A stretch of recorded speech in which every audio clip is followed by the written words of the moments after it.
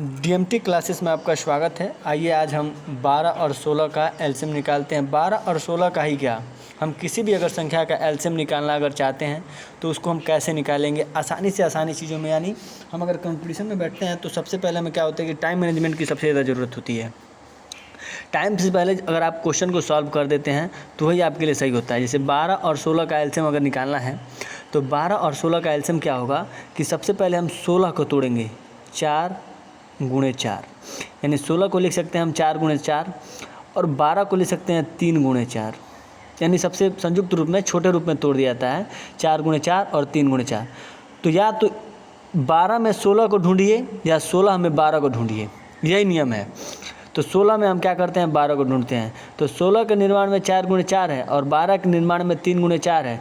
तो 12 के लिए एक 4 चाहिए, तो एक 4 16 में है ही, और एक 3 की बस आवश्यकता है। तो इसमें अगर हम 3 ऐड कर लेंगे तो देखेंगे कि 4 गुणे 4 16 मौजूद है और 4 गुणे 3 12 में मौजूद है। यही इसका एलसीएम हो जाएगा। तो 4 गुणे 4 4 चौको 16 16 तिया 48।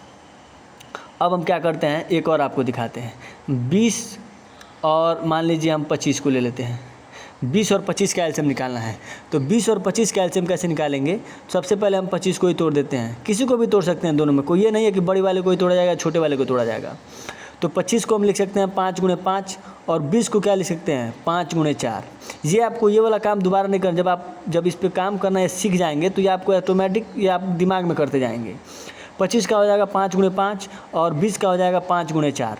अब क्या होगा कि या तो 20 में 25 को ढूंढिए या 25 में 20 को ढूंढिए। तो हम क्या करते हैं कि अब इस बार छोटे वाले में बड़े वाले को ढूंढते हैं, यानी 20 में 25 को ढूंढते हैं। तो 25 के निर्माण में क्या क्या चाहिए 5 गुणे 5, तो एक 5 है ही, एक और 5 इसको दे देते हैं। तो 5 25 और 5 चौको 20, यानी दोनों इसमें मौजूद है। तो फिर इसका सीक्वेंस क्या हो जाएगा 5 गुणे 5 5 25, अब 25 चौको 100, यानी इसका एलसीएम हो जाएगा 100। अब इसी तरह अब मैं क्या करता हूँ, एक और आपको सवाल बताता हूँ। आप अभी ले लीजिए, अब 45 ले लीजिए। 45 और 60 का एलसीएम निकालते हैं। 45 और 60 का एलसीएम निकालना है तो हम क्या करेंगे कि सबसे पहले हम क्या करते हैं कि 60 को ही तोड़ देते हैं। 60 को तोड़ सकते हैं 15 गुणे 4, 15 चौको 60। और हम 45 को कैसे तोड़ सकते हैं, तो 45 के लिए चाहिए हमें 15 गुणे 3, यानी 15 तिया 45। तो 15 गुणे 3 बस इसमें हम कितना दे दें 3 दे देंगे, तो 15 तिया 45 हो जाएगा। यानी 15 चौको 60 और 60 3 18, यानी 180, यानी इसका एलसीएम हो जाएगा 180। 45 गुणे 4 3 12, 12 में 15 से गुणा करेंगे तो 180 आएगा।